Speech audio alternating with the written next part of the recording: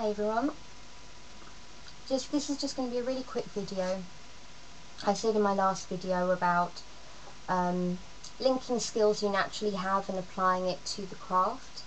In my sense, I've always had okay lyric writing skills, and I've started using it in order to write my own mantras and my own spells and things. Spells, I've said already about my loose use of the word spell. You know, it's not in the Macbeth style, it's not in the charm style, it's about wording intention in a way that I feel flows nicely and is memorable enough for me to not need my book or my tools when I am out in the garden. Generally, I don't do a lot of spell work. You know, I will light candles most of the time, at least every day, and I do have, you know, coloured candles and my pillar candles and things, in terms of my evening meditation and just my evening before I go to bed ritual.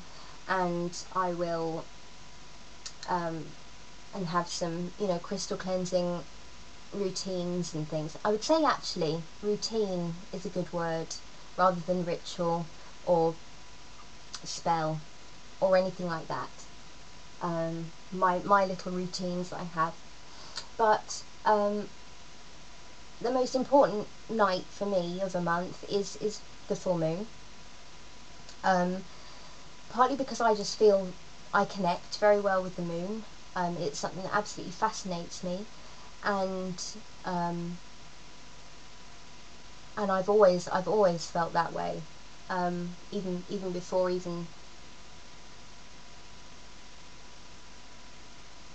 yeah, I've never liked having net curtains on my bedroom window. I've never liked sleeping with the curtains closed. It's something that I haven't had net curtains on my window now for about 6-7 years, and I've slept with the curtains open for longer than that. And it is mainly because I love that blue light that you get when the moon's out, and I find that more calming to sleep in than actual darkness.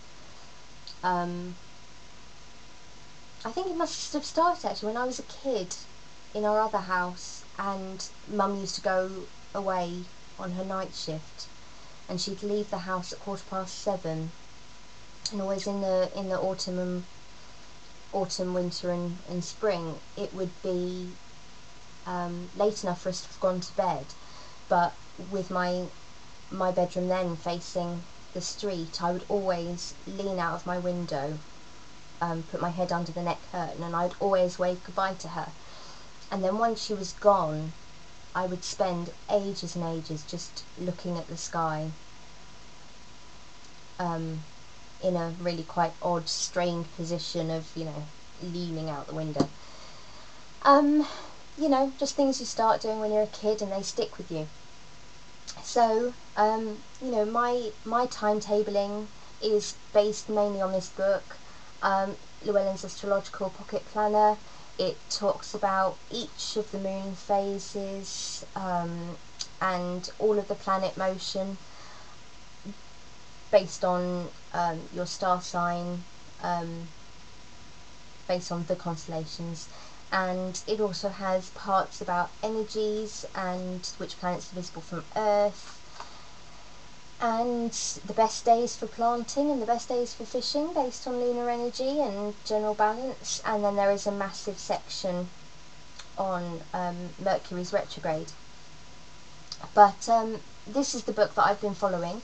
Actually, on my radio control clock, that has always told me when the full moon was, and I would always do kind of 3 days of full moon ritual, always. I'm talking about now over the last 1.5 years, because I could never be sure that it knew exactly which day it was, and the picture shows full for about 4 or 5 days. So I would normally do the middle 3 just to make sure I got it. But actually, since having this book and I know exactly which one it is, I will now do the proper new moon and the full moon, and I've been doing that just for the last couple of months. So I just wanted to share with you this really simple kind of affirmation, wordy, intention-filled poem almost. And some of it's really good rhyming, and some of it's really lame rhyming, but it was written mainly from memory. I found myself saying these words over and over again when I was standing out in the back garden with my incense, with my wand, looking at the sky. And then I thought, just extend it, just write it down, measure it, and show my proactivity. And I've just done a video on documenting what you're learning in order to measure progress. And, you know, even if you're not accomplishing a lot in other areas of your life, if you'll keep recording what you're learning, it shows growth and development. And I've found that a really life-affirming way to live my life while I'm between jobs. And my life has now started revolving around the craft and the way that I use the craft to manage my pain, rather than my life revolving around my pain. And I found that quite a nice way to look at things. Anyway, so first of all I'm just going to do this new moon one because it's quite short. So, there is no round moon in sky, but a glimpse of one is nigh. And as the moon begins to grow, myself as worthy I hope to show. Please give me strength to face my pain, even if it does not wane. Moon goddess above, hear my plea, I believe, let my faith set me free. Is my short one for the new moon. And that's just, now I know exactly what day it is, I feel that I can do it without it sounding silly. Instead of me just standing in the garden talking to the moon goddess, it just kind of feels better if I know exactly when it is and what I'm doing, and it's more purpose-filled. And my full moon, this is kind of what it's become. You know, sometimes I just say one verse, sometimes I say the whole lot, sometimes I just say a different verse, whatever I remember. This is the full moon one. I see you, goddess, and how you shine. Please hear me, see this life of mine. I offer you my respect and praise, and I promise to live well all my days. Please, dear goddess, just one thing, please help my body just to sing, and as I watch the moon begin to wane, please just let me feel less pain. I try to be loyal and be kind, I try not to waste my gifts and mind. Please, moon goddess, with your energy wise, I will try to be worthy in your eyes. As I look at the moon above, I promise to fill your world with love, and as the moon begins to wane, please just let me feel less pain. I am so tense, I tend to shake, and all these hours I spend awake. I could spend time serving you if I did not hurt all day and night through. As I look at the moon above, I vow to fill my life with love, and please allow me to have less pain as I watch the moon begin to wane. Moon goddess, with your energy wise, I will be worthy in your eyes.